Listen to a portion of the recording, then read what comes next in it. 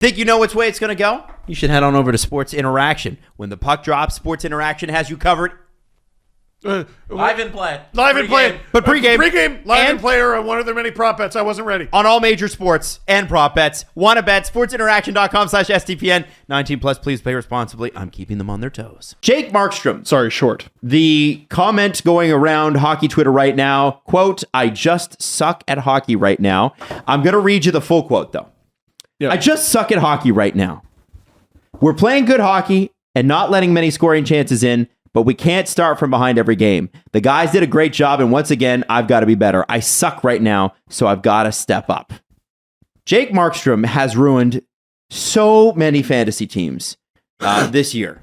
Jesse, comment? What happened? What is happening? Because, like, I'm wondering a little bit here if this is a Bobrovsky where you're good one year, not the next, but then good the next. Mm-hmm.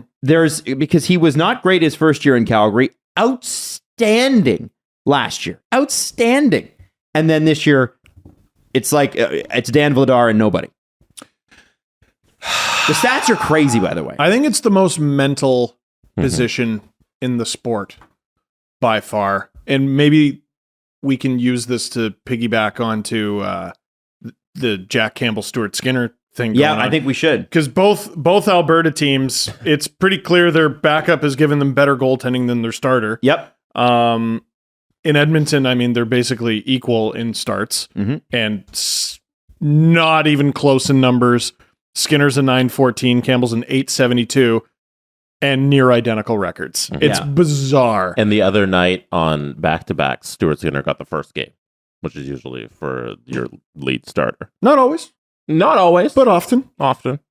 And I just want to let you know that he's played 17 games this year. He's already allowed in almost 50 goals. Who's that? Markström. Yeah, he's 49. And here's where I'm at. Based on dang it should be 47.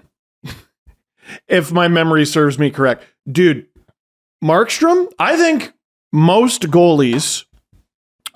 people do well at the thing they're best at. And if goalies simply stuck to being goalies, they'd be fine.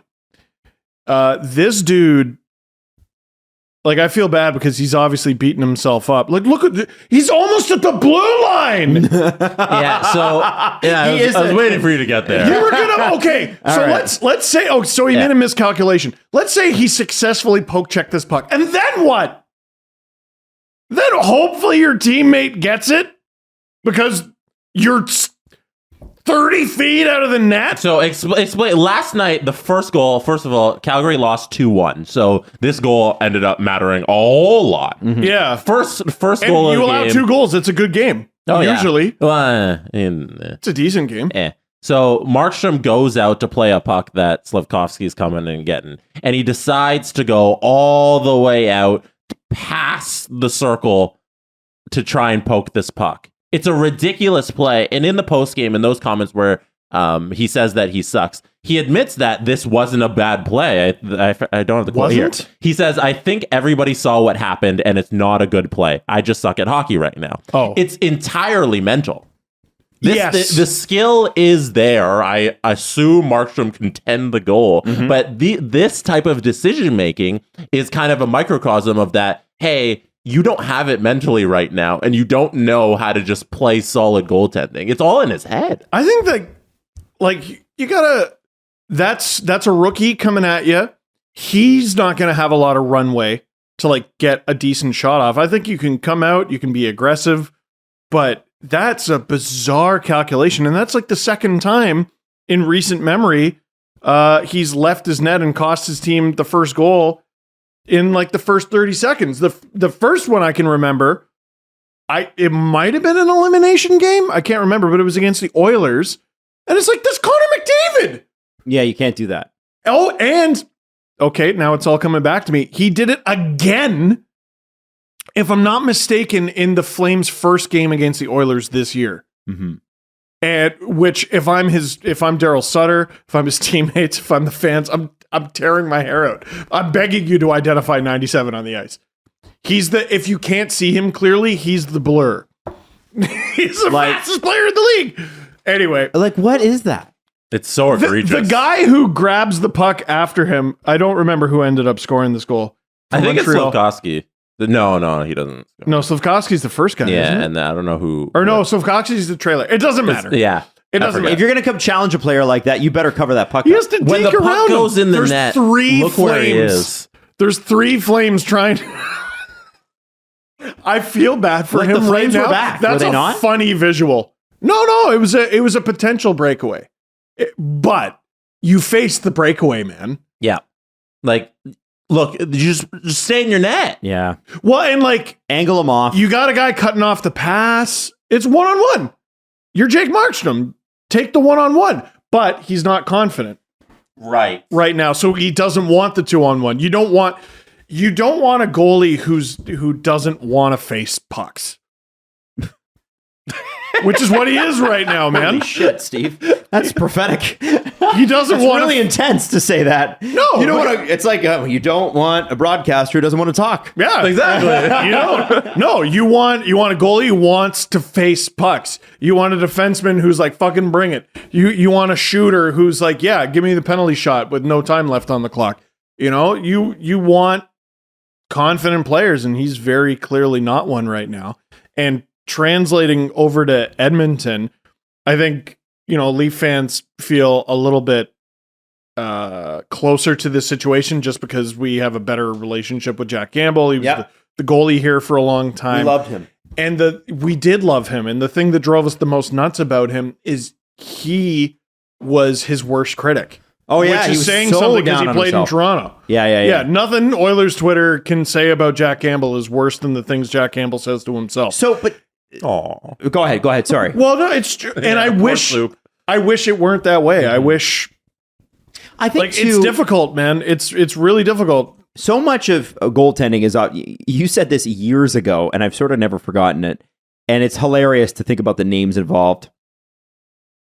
We started the show right before the Leafs traded Ben Scrivens and a few other players for Jonathan Bernier. Oh, and that trade broke my heart. James Reimer had played really great that year. He had dragged a team that was horrendous possession-wise, outshot every game, but James had dragged them to the playoffs. But because he had a somewhat weak back half of the 7th game, Dave Notice decided, well, we have a goaltending problem in Toronto. Instead of we have an entire team problem and this team is constructed poorly and I never should have bought out Grabowski and I'm an idiot. Mike And- Cormack, back when he still worked for Sportsnet, made me re-watch the 3rd period of Game 7. Why did he do that to you? To We need get- to talk to Mike about to get that. my Why did he do that? retrospective reaction? Oh my God. To it. That's good content. It is good content. That team abuse. should have finished last place. Oh, they're terrible. They were Terrible team. Mike Koska, top line defenseman. watching them made me go, how the fuck did they get to the playoffs, let alone Game 7? Oh, it's terrible. How did they have a 4-1 lead? Yep. Ew. Yeah, it's crazy. And when the Bruins locked it down, like, dude, no goalie in the world, I think, would have dragged them out of that hole. It was because the season was 56 games. Yeah. And you just had a hot 48. 48 games. You just had a team that was hot for a little bit. And they Leafs. got their playoff spot and slumped, and they Yep. did not end the season strong, and they did not start that series strong. Yeah. And Reimer dragged them kicking and absolutely screaming at the top of their lungs through games 5 and 6. Game 7 comes and everyone forgets what he did. Fair to say that if Calgary and Edmonton had goaltending that was consistently between 9-10 and 9-15, they are 905. they're at 905, but I'm just saying 9-10 and 9-15, they're at the top of their division, Probably. right? Edmonton has that in one of their goalies. And that's I was just going to bring that up because Stuart Skinner's a 9-14. Oh, yeah. And I don't know what Dan Vladar is, to be honest. I could look it up. Very good. He's good. He's been really good lately. 9-13. Yeah, if he's not available in your fantasy league, there's a reason. He's playing well. Yeah, 9-13. There you go. Hey. And so they almost like those teams kind of are mimicking each other right now in terms of the weird, issues. eh? And what's weird is both teams continue to go with the guy that's more expensive, that they really need to work out, rather than just playing the hot hand and letting the other guy sort it out. Because here's the thing about NHL players. Oftentimes they sort it out if they've got the talent. Yeah, they got to get Jack in his happy place. They got to. I don't that's know. why I brought up Reimer, by the way. Yeah. Scrivens put Reimer in his happy place. I thought so. And he played better with Scrivens behind him. Sorry, that was the point of bringing that up. And goaltending is such a mental game, right? And Reimer, I believe, struggled a little bit the next year because of the competition between Bernier. And Bernier, it was tilted in Bernier's favor anyway, despite he didn't play very well. Played okay. He had a good first season. Okay. And that was the peak.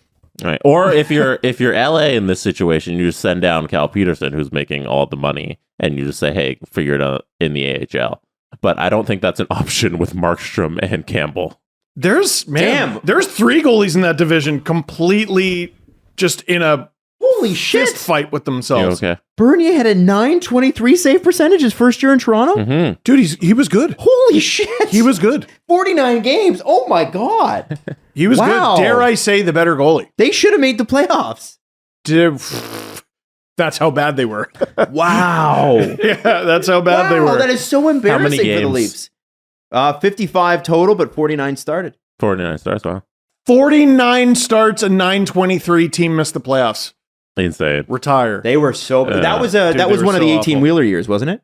I think so. They lost like the last 10 games or something. We were looking at, Jesse, I think that was the only season we've done where you weren't here yet. And I believe, if I remember correctly, you're right. In March, we were openly talking about a potential Toronto-Montreal first round. Oh no. And then Toronto just tanked. I think that was that year. They had a bunch of 18-wheeler years. There was a Ron Wilson one, and there was a Randy for sure. I want to say there were one or two before they actually made it in 2013.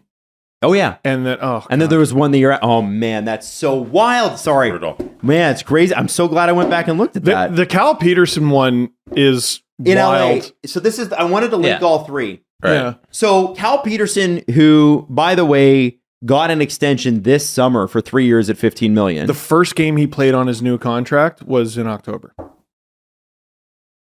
Jeez. And there's somebody tweeted out like the amount of goaltenders LA has just given up in the last few years. I don't know. Tough. What are the names? Just to name a few. Jack Campbell. Martin Jones was really good when he was at LA. Yeah. Oh man. Yeah, I need the list. It was a really good list. But there was some like Martin Jones. Maybe you go, okay, we can live through that one. But there's been some really good ones, and they didn't want to move off of Jonathan Quick's contract, but then they signed Cal Peterson to this contract, and now he is on waivers as of this week. When he cleared, he obviously. Yeah. So yeah, he makes $5 million a year, 4 this year, 5 next, 6 the following, and a $4 million signing bonus in the summer. I don't understand this though. A lot of people are talking about what LA did because he had a terrible game and then they threw him on waivers the next day as like, we're sending a message to Cal Peterson. Is that how you do it? No, he needs to go down and work on his game. I think that's what they've seen enough where it's like, hey, we need you to go work. Like, we need you to get better if you want to play at the NHL level. And I think that's just what they've come to a conclusion, you know? Well, and Quick's brutal too. No, Quick's been awful, but you can't Quick's send him been down. brutal for 5 years. Off and on. They ended up winning last night. Mm-hmm. Yeah, I think it's this one. Yeah, it's this one from 265 kilometers. That's the one, yeah. Over the 2017-18 season, the LA Kings, had Jonathan Quick, Darcy Kemper, Scott Wedgwood, who was acquired for Kemper. What about Wedgwood? Yeah, what about him? I'm glad we're bringing it back to him. Acquired for Kemper, Jack Campbell, and Cal Peterson in the organization. They couldn't let go of Quick's monstrous contract and slapped one on Peterson as soon as he was eligible. Oof. Here's the last 5 years of save percentage from Jonathan Quick. 888, 904, 898, 910, 889 this year. 910. There you go. There's something. Well, they were a better team last year, no question. I know. Dude, they're still top 10 in the league, which is for sure. Wild. But it's because their goaltending's been probably bottom 5. It reminds me of, Steve, but what I'm saying is when you're paying Jonathan Quick that much money, having one good season in 5 isn't great. No, $5.8 million. But how many? It was a 12-year contract or something? He's on deals. A contract that's currently illegal. It ends. It was a 10-year deal. It ends this season. Wow. So the LA Kings remind me of a little bit of what happened with Toronto last year after November. Although the Kings didn't get October, November goaltending either. After November, the Leafs had like 889 goaltending the rest of the way. still managed to make it work. If I'm Rob Blake and the Kings, I fucking cross all my fingers and toes and just hope that Jonathan Quick gets it together. Because that's the answer here for them, is that we can just get 2011 Jonathan Quick back, 2012 Jonathan Quick back, and that he has a decent season, a 9.05, and that we can just ride that. And Cal Peterson figures it out in the AHL, and hopefully he can just be the backup. Otherwise, there's a lot of issues here if you got to go out and go get a goaltender. Well, so the rumor was maybe potentially somebody was throwing it out there that they might take a run at Thatcher Demko if things continue to go south in Vancouver. Right. So you'd have three highly priced goaltenders. That's the contract situation. Are you moving? You can't move Jonathan Quick. You can't move Jonathan Quick. That's not an option. You can if his deal's expiring. Can't you? There's no way you move the guy who's been here his entire life. At 36 in his last year. You got to be ice cold at this point if you're the Kings, because they could be a Western Conference finalist team. They're that good up front. I wouldn't do that to a player as a GM, and like I've experienced dealing with players in these situations. Yes. And there's dealt with a lot of extensive personalities on NHL 23. Thank you. And there's no way I'm moving Quick at this point. So you move Cal the fans Pearson? wouldn't have it. So if somebody wanted Cal Pearson, they would have taken him. So how are you gonna fit a Thatcher Demko then? That's why I'm saying I think the option here is you cross your fingers and toes and hope Jonathan Quick gets it together. So I don't know the Kings' injury situation throughout their organization, but follows out. I know that. I'm in net. There you go. So they had Phoenix Copley backing up Jonathan Quick last night. 30-year-old from North Pole, Alaska. Always love to say that about him. There's a place called North Pole, Alaska. Didn't know that was a thing. Santa lives. That is where Santa lives. You learn something, kids. So there's two goalies on the Ontario Reign, or who have played this season. Phoenix Copley, 9-13 and 11 games. But then there's this 23-year-old Matthew Villalta. In 7 games, he's a 9-27. And now their big money goalie, who they signed for the next 3 years, is going to be taking that guy's starts. Right? Like, do you think I thought you were going the other way. Do you think he's going to start many games while Cal Peterson's down there? They have to bring somebody up. Probably shouldn't. They called up Copley. Yeah, Phoenix Copley. Yeah. Ooh. He's their third goalie. I don't know, man. That's such an interesting point. But so if Quick continues to be bad, they're going to have to turn to Copley. If he's bad, what do you do? They probably call back Peterson and say, "Hey, do you have your confidence?" Right. I think maybe we have a hot goalie in the minors, but we've just sat him for the last 5 games, so Cal Peterson can sort it out. I don't know. Shit. I don't know much about this guy. Granted, he's a 3rd-round pick from 2017. I was just looking at the situation and thought that was very interesting. That is. He played 46 games in the A last year, had a 9.03, which is obviously not world-beating. So, if for the Kings, I think you guys make a great point in that there's an opportunity here with them, and they can't waste it this season because the West looks a little weak, especially that division right now with how everybody's playing. You can't squander a good team. If Edmonton makes the playoffs, because they were out of the playoff picture for a minute there, I mean, to me, again, McDavid and Draisaitl, what they did in the playoffs last year was so stupid. The LA and Edmonton are going to meet. I feel like LA, Edmonton, Colorado. Like, those are the 3. No. Right? Vegas. Oh, yeah. Vegas is really good, too. And their goaltending was supposed to be terrible. Vegas is my pick to win the West right now. They look amazing. They're unreal. I thought their goaltending would be okay. Oh, man. I thought they were an injury away. But LA's got terrible. A shot, right? Oh, yeah. That's the thing. Everything's kind of wide open. Yeah. They have a shot to be in the Western Conference So what final. I'm trying to say is, I didn't articulate that properly, but LA is the one thing they can do. All those teams can score, right? Those teams we mentioned. So Colorado scores. Obviously. Vegas scores a ton. Obviously. Edmonton obviously scores a ton. Outscores every problem they've ever had. They've won at least 2 games this season where they've been down 3-0. Connor McDavid has how many points this year? 100. It's close to 50 already. It's close to 50. It's so 50,000. 48. And then Leon Draisaitl's right behind him. Yeah. It's like McDavid, Robertson, Draisaitl in the top 3. Starting to pull away. It's crazy. But one thing LA can do that the other teams cannot do is they can smother you. And in the playoffs, that works. Phil Deneau, Anze Kopitar, those guys can shut you down. And I think that if they can figure out this goaltending thing, they're going to win a lot of 2-1 playoff games. And that is going to be LA's specialty going in. I like the Kings a lot. I love the way they're constructed. They just got to figure this shit out. And if I were them, if you can get Thatcher Demko, get him.